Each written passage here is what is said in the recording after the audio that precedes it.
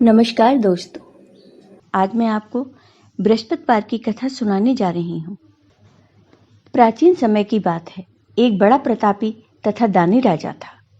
वह प्रत्येक गुरुवार को व्रत रखता एवं पूजा करता था। यह उसकी रानी को अच्छा नहीं लगता। रानी ना तो व्रत करती और ना ही किसी को कुछ दान देती थी। राजा को भी ऐसा करने से वो मना किया करती थी। एक समय की बात है, राजा शिकार खेलने वन को गए थे। घर पर रानी और उनकी दासी थी। उस समय गुरु बृहस्पति साधु का रूप धारण कर राजा के दरवाजे पर भिक्षा मांगने आए। साधु ने रानी से भिक्षा मांगी तो रानी कहने लगी, हे साधु महाराज, मैं इस दान और पुण्य से तंग आ गई हूँ। आप कोई ऐसा उपाय बताएं जिससे यह सारा धन नष्ट हो जाए और मैं आराम से रह सकूं। तब साधु रूपी बृहस्पति देव ने कहा, हे देवी, तुम बड़ी विचित्र हो। संतान और धन से भी कोई दुखी होता है। अगर तुम्हारे पास धन अधिक है तो इसे शुभ कार्यों में लगाओ, जिससे तुम्हारे दोनों लोग सुधरें। परंतु साधु की इन बातों से रानी खुश नहीं हुई। उसने कहा, मुझे ऐसे धन की आवश्यकता नहीं जिसे मैं दान दूं तथा जिसको संभालने में ही मेरा सारा समय नष्ट हो जाए। साधु ने कहा, यदि तुम्हारी ऐसी इच्छा है तो जैसा मैं तुम्हें बताता हूं तुम वैसा ही करना। बृहस्पतिवार के दिन तुम घर को गोबर से लीपना, अपने केसों को पीली मिट्टी से धोना, केसों को धोते समय स्नान करना, राजा से हजामत बनाने को कहना, भोजन में मांस मदिरा खाना, कपड़ा धोबी के यहाँ धुलने डालना। इस प्रकार 7 बृहस्पतिवार करने से तुम्हारा समस्त धन नष्ट हो जाएगा। इतना कहकर साधु बने बृहस्पति देव अंतर्ध्यान हो गए। साधु के कहे अनुसार करते हुए रानी को केवल 3 बृहस्पतिवार ही बीते थे कि उनकी समस्त धन संपत्ति नष्ट हो गई। भोजन के लिए परिवार तरसने लगा। एक दिन राजा रानी से बोला, हे रानी, तुम यहीं रहो, मैं दूसरे देश को जाता हूँ, क्योंकि यहाँ पर मुझे सभी जानते हैं, इसलिए मैं कोई छोटा कार्य नहीं कर सकता। ऐसा कहकर राजा परदेश चला गया। वहां वह जंगल से लकड़ी काट कर लाता और शहर में बेचता। इस तरह वह अपना जीवन व्यतीत करने लगा। इधर राजा के बिना रानी और दासी दुखी रहने लगी। एक समय जब रानी और दासियों को 7 दिन बिना भोजन के रहना पड़ा तो रानी ने अपनी दासी से कहा, हे दासी, पासी के नगर में मेरी बहन रहती है, वह बड़ी धनवान है। तू उसके पास जा और कुछ ले आ ताकि थोड़ा बहुत गुजर बसर हो जाए। दासी रानी की बहन के पास गई। उस दिन बृहस्पतिवार था। रानी की बहन उस समय बृहस्पतिवार की कथा सुन रही थी। दासी ने रानी की बहन को अपनी रानी का संदेश दिया, लेकिन रानी की बहन ने कोई उत्तर नहीं दिया। जब दासी को रानी की बहन से कोई उत्तर नहीं मिला तो वह बहुत दुखी हुई। उसे क्रोध भी आया। दासी ने वापस आकर रानी को सारी बात बता दी। यह सुनकर रानी ने अपने भाग्य को कोसा। उधर रानी की बहन ने सोचा कि मेरी बहन की दासी आई थी, परंतु मैं उससे नहीं बोली, इससे वह बहुत दुखी हुई होगी। कथा सुनकर और पूजन समाप्त कर वह अपनी बहन के घर गई और कहने लगी, हे बहन, मैं बृहस्पतिवार का व्रत कर रही थी। तुम्हारी दासी गई, परंतु जब तक कथा होती है तब तक न उठते हैं और न बोलते हैं, इसलिए मैं नहीं बोली। कहो दासी, क्यों गई थी?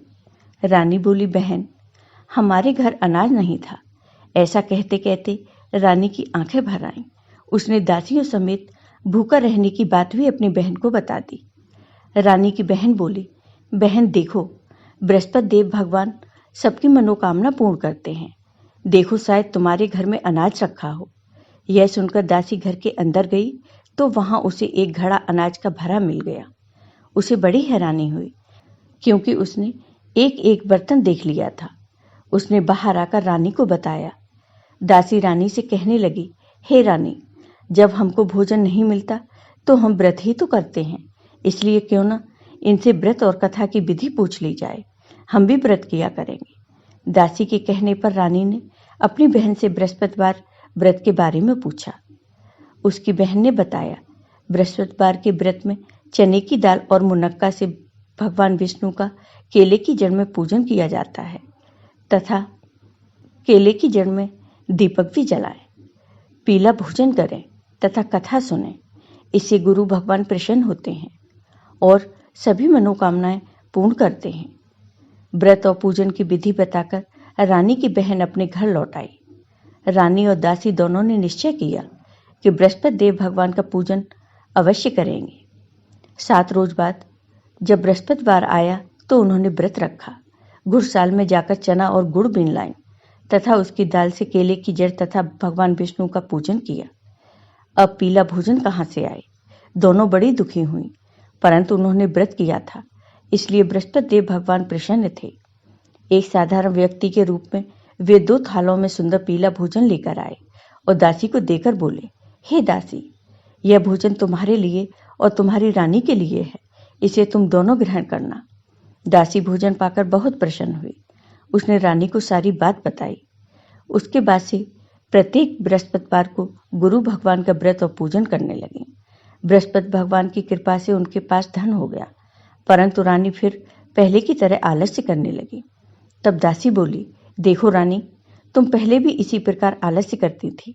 तुम्हें धन के रखने में कष्ट होता था, इस कारण सभी धन नष्ट हो गया।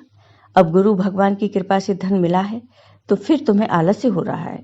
बड़ी मुसीबतों के बाद हमने यह धन पाया है, इसलिए हमें दान पुण्य करना चाहिए। अब तुम भूखे मनुष्यों को भोजन कराओ, प्याऊ लगवाओ, ब्राह्मणों को दान दो, कुआं, तालाब, बावड़ी आदि का निर्माण कराओ, मंदिर पाठशाला बनवाकर ज्ञान दो, कुंवारी कन्याओं का विवाह करवाओ, अर्थात धन को शुभ कार्यों में खर्च करो, जिससे तुम्हारे कुल का यश बढ़े तथा स्वर्ग प्राप्त हो और पितर प्रसन्न हो। दासी की बात सुनकर रानी शुभ कर्म करने लगी और उसका यश चारों तरफ फैलने लगा। एक दिन रानी और दासी आपस में विचार करने लगी कि न जाने राजा किस दिशा में होंगे, उनकी कोई खोज खबर भी नहीं है। उन्होंने श्रद्धा पूर्वक गुरु बृहस्पति भगवान से प्रार्थना की कि राजा जहां कहीं भी हों शीघ्र वापस आ जाएं। उधर राजा परदेश में बहुत दुखी रहने लगा। वह प्रतिदिन जंगल से लकड़ी बीनकर लाता और उसे शहर में बेचकर अपने दुखी जीवन को बड़ी कठिनता से व्यतीत करता। एक दिन दुखी हो अपनी पुरानी बातों को याद करके वह रोने लगा और उदास हो गया। उसी समय राजा के पास बृहस्पति देव साधु के वेश में आकर बोले, हे लकड़हारे, तुम इस सुनसान जंगल में किस चिंता में बैठे हो, मुझे बताओ। यह सुन राजा के नेत्रों में जल भर आया। साधु की वंदना कर राजा ने अपनी संपूर्ण कहानी सुना दी। महात्मा दयालु होते हैं। वे राजा से बोले, हे राजा, तुम्हारी पत्नी ने बृहस्पति देव के प्रति अपराध किया था, जिसके कारण तुम्हारी यह दशा हुई। अब तुम चिंता मत करो, भगवान तुम्हें पहले से अधिक धन देंगे। देखो, तुम्हारी पत्नी ने बृहस्पतिवार का व्रत प्रारंभ कर दिया है। अब तुम भी बृहस्पतिवार का व्रत करके चने की दाल व गुड़ जल के लोटे में डालकर केले का पूजन करो, फिर कथा कहो या सुनो। भगवान तुम्हारी सब मनोकामनाओं को पूर्ण करेंगे। साधु की बात सुनकर राजा बोला, हे प्रभु, लकड़ी बेचकर तो इतना पैसा भी नहीं बचता जिससे भोजन के उपरांत कुछ बचा सकूं। मैंने रात्रि में अपनी रानी को व्याकुल देखा है। मेरे पास कोई साधन नहीं जिससे उसका समाचार जान सकूं। फिर मैं कौन सी कहानी कहूं, यह भी मुझे मालूम नहीं। साधु ने कहा, हे राजा, मन में बृहस्पति भगवान के पूजन व्रत का निश्चय करो, वे स्वयं तुम्हारे लिए कोई राह बना देंगे। बृहस्पतिवार के दिन तुम रोजाना की तरह लकड़ियां लेकर शहर में जाना। तुम्हें रोज से दुगना धन मिलेगा, जिससे तुम भली भांति भोजन कर लोगे तथा बृहस्पति देव की पूजा का सामान भी आ जाएगा। जो तुमने बृहस्पतिवार की कहानी के बारे में पूछा है वह इस प्रकार है। इस तरह कहानी कहकर साधु बने देवता वहां से लोप हो गए। धीरे धीरे समय व्यतीत होने लगा। बृहस्पतिवार का दिन आया। राजा जंगल से लकड़ी काटकर शहर में बेचने गया। उसे उस दिन और दिनों से अधिक धन मिला। राजा ने चना, गुड़ आदि लाकर बृहस्पतिवार का व्रत किया। उस दिन से उसके सभी कलेश दूर हो गए। उस दिन से उसके सभी कष्ट दूर हो गए। परंतु जब अगले गुरुवार का दिन आया तो वह बृहस्पतिवार का व्रत करना भूल गया। इस कारण बृहस्पति भगवान नाराज हो गए। उस दिन उस नगर के राजा ने विशाल यज्ञ का आयोजन किया था तथा अपने समस्त राज्य में घोषणा करवा दी थी कि सभी मेरे यहाँ भोजन करने आए, किसी के घर चूल्हा न जले। इस आज्ञा को जो न मानेगा उसको फांसी दे दी जाएगी। राजा की आज्ञा अनुसार राज्य के सभी वासी राजा के भोज में सम्मिलित हुए, लेकिन लकड़हारा कुछ देर से पहुंचा, इसलिए राजा उसको अपने साथ महल में ले गए। जब राजा लकड़हारे को भोजन करा रहे थे तो रानी की दृष्टि उस खूंटी पर पड़ी जिस पर उसका हार लटका हुआ था। उसे हार खूंटी पर लटका दिखाई नहीं दिया। रानी को निश्चय हो गया कि मेरा हार इस लकड़हारे ने चुरा लिया है। उसी समय सैनिक बुलाकर उसको जेल में डलवा दिया। लकड़हारा जेल में विचार करने लगा कि न जाने कौन से पूर्व जन्म के कर्म से मुझे यह दुख प्राप्त हुआ है, और जंगल में मिले साधु को याद करने लगा। तत्काल बृहस्पति देव साधु के रूप में प्रकट हो गए और कहने लगे, अरे मूर्ख, तूने बृहस्पति देवता की कथा नहीं की, उसी कारण तुझे यह दुख प्राप्त हुआ है। अब चिंता मत कर, बृहस्पतिवार के दिन जेल खाने के दरवाजे पर तुझे 4 पैसे पड़े मिलेंगे। उनसे तू बृहस्पतिवार की पूजा करना तो तेरे सभी कष्ट दूर हो जाएंगे। अगले बृहस्पतिवार उसे जेल के द्वार पर 4 पैसे मिले। राजा ने पूजा का सामान मंगवाकर कथा कही और प्रसाद बांटा। उसी रात्रि में बृहस्पति देव ने उस नगर के राजा को स्वप्न में कहा, हे राजा, तूने जिसे जेल में बंद किया है उसे कल छोड़ देना, वह निर्दोष है। राजा प्रातःकाल उठा और खूंटी पर हाथ टंगा देखकर लकड़हारे को बुलाकर क्षमा मांगी तथा राजा के योग्य सुंदर वस्त्र आभूषण भेंट कर उसे विदा किया। गुरुदेव की आज्ञा अनुसार राजा अपने नगर को चल दिया। राजा जब नगर के निकट पहुंचा तो उसे बड़ा ही आश्चर्य हुआ। नगर में पहले से अधिक बाग, तालाब, कुएं तथा बहुत सी धर्मशालाएं, मंदिर आदि बने हुए थे। राजा ने पूछा, यह किसका बाग और धर्मशाला है? तब नगर के सब लोग कहने लगे, यह सब रानी और दासी द्वारा बनवाए गए हैं।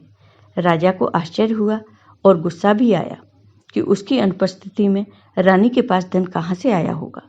जब रानी ने यह खबर सुनी कि राजा आ रहे हैं तो उसने अपनी दासी से कहा, हे दासी, देख राजा हमको कितनी बुरी हालत में छोड़ गए थे। वह हमारी ऐसी हालत देखकर लौट न जाएं, इसलिए तू दरवाजे पर खड़ी हो जा।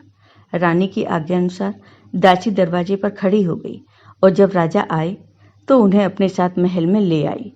तब राजा ने क्रोध करके अपनी तलवार निकाली और पूछने लगा, बताओ, यह धन तुम्हें कहाँ से प्राप्त हुआ है? तब रानी ने सारी कथा राजा को बताई। राजा ने निश्चय किया कि मैं रोजाना दिन में 3 बार कहानी कहा करूंगा और रोज व्रत किया करूंगा।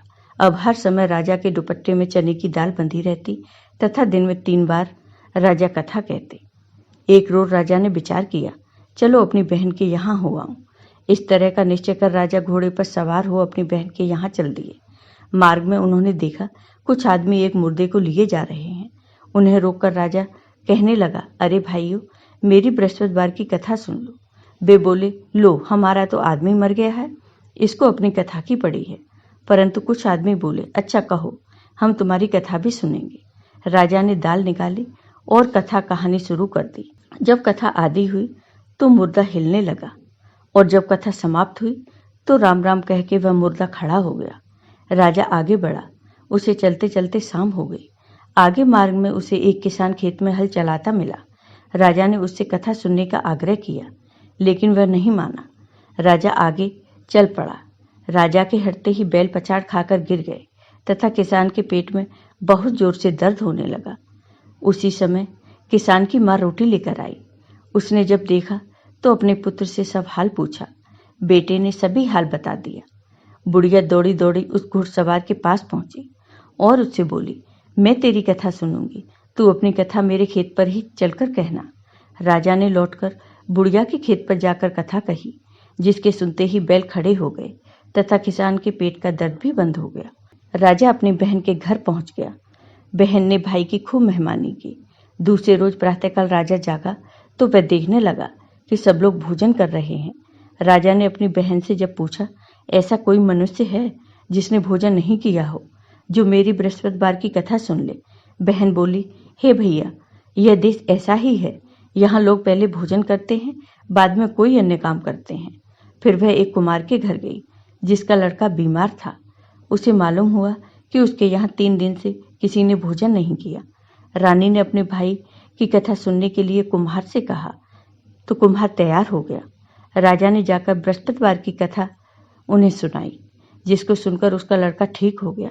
अब तो राजा की प्रशंसा होने लगी।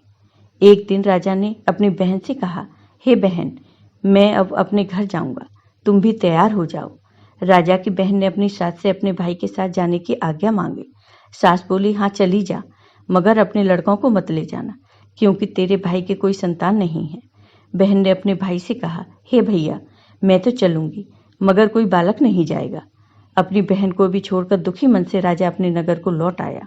राजा ने अपनी रानी को सारी बात बताई और बिना भोजन किए वह सैया पर लेट गया। रानी बोली, हे प्रभु, बृहस्पति देव ने हमें सब कुछ दिया है, वे हमें संतान अवश्य देंगे। उसी रात बृहस्पति देव ने राजा को स्वप्न में कहा, हे राजा, उठ, सभी सोच त्याग दे, तेरी रानी गर्भवती है। राजा को यह जानकर बड़ी खुशी हुई। 9वें महीना रानी के गर्भ से एक सुंदर पुत्र पैदा हुआ। तब राजा बोला, हे रानी, स्त्री बिना भोजन के रह सकती है, परंतु बिना कहे नहीं रह सकती। जब मेरी बहन आए तो तुम उससे कुछ मत कहना। रानी ने हाँ कर दी। जब राजा की बहन ने यह शुभ समाचार सुना तो वह बहुत खुश हुई तथा बधाई लेकर अपने भाई के यहाँ आई। रानी ने तब उसे आने का उल्हाना दिया। जब भाई अपने साथ ला रहे थे तब टाल गई, उनके साथ न आई और आज अपने आप ही भागी भागी बिना बुलाए आ गई। तो राजा की बहन बोली, भाई, मैं इस प्रकार न कहती तो तुम्हारे घर औलाद कैसे होती। बृहस्पति देव सभी मनोकामनाएं पूर्ण करते हैं। जो सद्भावना पूर्वक बृहस्पतिवार का व्रत करता है एवं कथा पढ़ता है अथवा सुनता है और दूसरों को सुनाता है, बृहस्पति देव उसकी सभी मनोकामनाएं पूर्ण करते हैं, उनकी सदैव रक्षा करते हैं।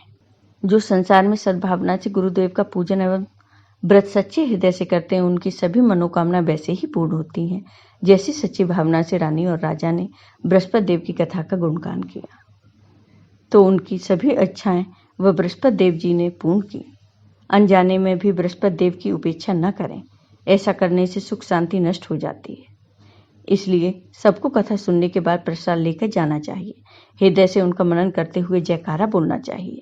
जय हो भगवान विष्णु की, जय हो बृहस्पति देव की। आपको ये वीडियो पसंद आया हो तो लाइक कीजिए, शेयर कीजिए और मेरे चैनल को सब्सक्राइब कीजिए। साथ ही बेल आइकॉन पर क्लिक जरूर कीजिए, जिससे हमारे वीडियो के नोटिफिकेशन आपको मिलते रहें। धन्यवाद।